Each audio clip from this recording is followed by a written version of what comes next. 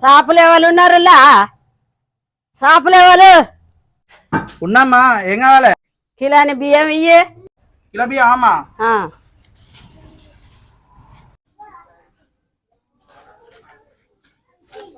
ఇగో అమ్మా కిలో బియ్యం. కందిపప్పు కిలో ఇళ్ళనే పోయి. ఇళ్ళనే జోకనా?